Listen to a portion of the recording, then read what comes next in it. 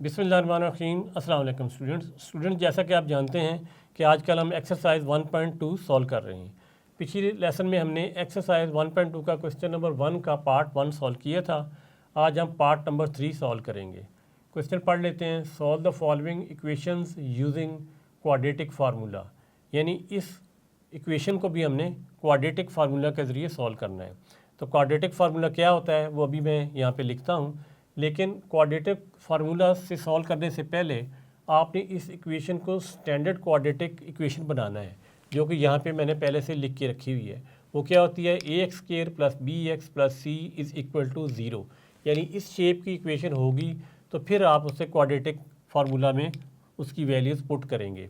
ए की value, B की value, सी की वैल्यू, ये आपने पहले इसमें से फाइंड करनी होती है इक्वेशन बनाने के बाद, फिर उसे फार्मूला में पुट करनी है, तो बड़े आसानी से क्वेश्चन सॉल्व हो जाता है। तो इस इक्वेशन को स्टैंडर्ड क्वाड्रेटिक इक्वेशन बनाते हैं। एक्स स्क्वायर तो वैसे ही लिखा हुआ है, तो हम यही लिख देंगे square root 3 x square plus x भी अपनी जगह पे सही है। इस वैल्यू को या इस टर्म को दूसरी तरफ ले आएंगे, ये हो जाएगा -4 इंटू स्क्वायर रूट 3, और यहाँ पे क्या रह जाएगा, ज़ीरो। अब स्टूडेंट्स आप देख सकते हैं कि ये इक्वेशन इस स्टैंडर्ड क्वाड्रेटिक इक्वेशन से मिलती जुलती है, यानी इससे मिलती है। अब इसके एक्स स्क्वायर का जो कोफिशिएंट है वो ए कहलाता है, एक्स का कोफिशिएंट जो होता है वो बी कहलाता है। यहाँ अगर कोफिशिएंट नहीं है तो 1 लिखा जा सकता है, क्योंकि 1 को जब भी किसी नंबर के साथ मल्टीप्लाई करें तो आंसर वही नंबर आता है। तो नेक्स्ट क्या है, कांस्टेंट सी, तो ये कांस्टेंट ही है, यहाँ पे एक्स की टर्म मौजूद नहीं है, तो हम लिख लेंगे कि हमारे पास ए क्या है। ए है हमारे पास स्क्वायर रूट 3, बी है हमारे पास 1, और सी है हमारे पास -4 इंटू स्क्वायर रूट 3। एक चीज़ का आपने ख़ास क्या रखना है कि माइनस का अगर कोई साइन इक्वेशन में आए तो वो आपने ज़रूर लिखना है, क्योंकि अगर जब आप माइनस का साइन नहीं लिखेंगे तो क्वेश्चन आपका रॉन्ग हो जाएगा, क्वेश्चन सही नहीं होगा। तो जब हमें ए बी सी वैल्यूज़ मिल जाएँ तो बड़ी आसानी से हम इसे क्वाड्रेटिक फार्मूला में पुट कर सकते हैं। तो हम लिखेंगे यहाँ पे यूजिंग क्वाड्रेटिक फार्मूला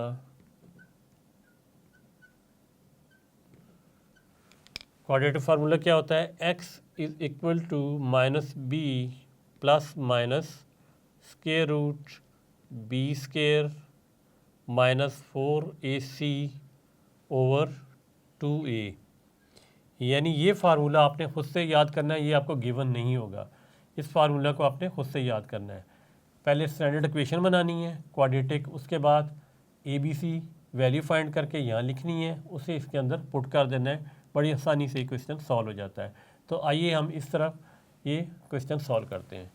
यहाँ फार्मूला एक दफ़ा दोबारा लिख लेता हूँ, -b plus minus square root b square -4ac over 2a।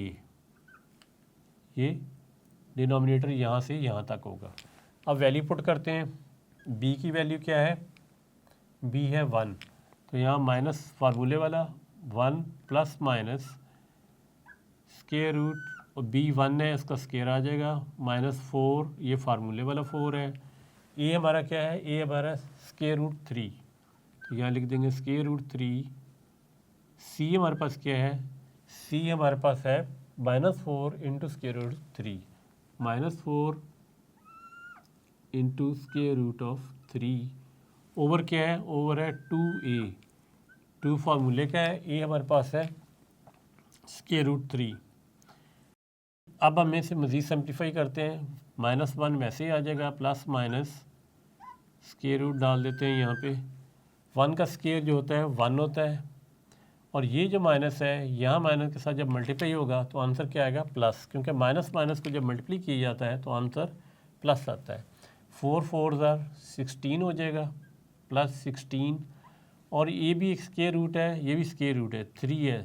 ये दोनों जब हों तो आपको पता ही होगा कि जब स्क्वायर रूट 3 को मल्टीप्लाई किया जाए तो इसे इस तरह भी लिखा जा सकता है, यानी एक ही स्क्वायर रूट के अंदर, और इसको ऐसे भी लिखा जा सकता है, इसकी पावर 2।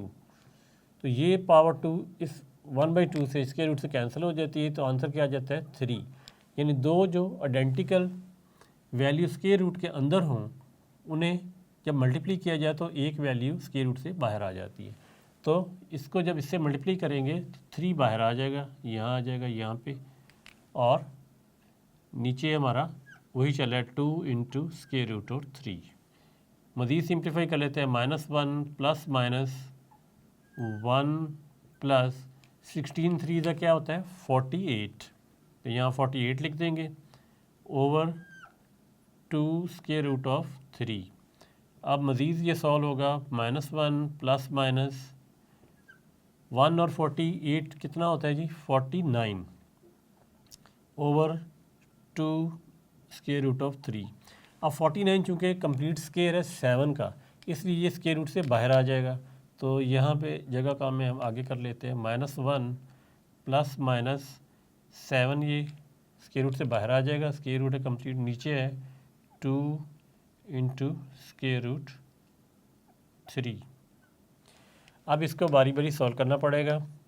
तो सबसे पहले यहाँ पे लिखते हैं, इधर हमारा x चल रहा है, हम लिखेंगे x is equal to -1 plus 7 over 2 square root of 3। तो 7 में से 1 को जब माइनस करते हैं तो आंसर आता है 6। तो 6 ओवर 2 स्क्वायर रूट ऑफ 3।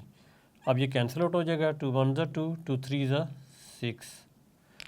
तो ये आंसर आ जाएगा 3 over square root of 3। Next है x is equal to -1 minus 7 over 2 into square root of 3। तो ये हमारा हो जाएगा 8 -8 over 2 into square root of 3। ये 2 2 से कैंसिल हो जाएगा, 2 1 ज़ा 2, 2 4 ज़ा 8। तो आंसर आएगा -4 ओवर स्क्वायर रूट ऑफ 3। इसको मज़ीद सिंप्लीफाई भी किया जा सकता है, क्योंकि आपका बुक में आंसर थोड़ा सा डिफरेंट दिया हुआ है, तो आप इसे ऐसे भी कर सकते हैं, 3 over square root of 3 multiply by, इसी से ऊपर मल्टीप्लाई कर लें और इसी से डिवाइड कर दें नीचे। तो आगे सॉल्व कर लेते हैं। 3 इंटू स्क्वायर रूट ऑफ 3। अब इन दोनों को जब मल्टीप्लाई करेंगे, जिस तरह मैंने यहाँ पे बताया था, तो आंसर 3 आ जाता है। तो नीचे आ जाएगा 3। अब 3 3 से कैंसिल आउट हो जाएगा, 3 1 ज़ा 3, 3 1 ज़ा 3। तो यहाँ आंसर आ जाएगा इसका फाइनली स्क्वायर रूट ऑफ 3। अब हमारे पास दो आंसर है, एक स्क्वायर रूट ऑफ 3 है, एक -4 ओवर स्क्वायर रूट ऑफ 3। इन आंसर्स को चूँकि जगह यहाँ पे कम है, यहाँ पे हम लिख लेते हैं solution set is equal to, ये ब्रैकेट बनाएंगे, कर्ली ब्रैकेट, पहले लिख देंगे square root of 3 comma -4 over square root of 3। तो स्टूडेंट्स, आपने देखा कि बड़ी आसानी से हमने क्वाड्रेटिक फार्मूला लगा के इस क्वेश्चन को सॉल्व कर लिया है। तो नेक्स्ट लेसन में इसी क्वेश्चन नंबर 1 का एक और पार्ट सॉल्व करेंगे। तब तक के लिए अल्लाह हाफिज़।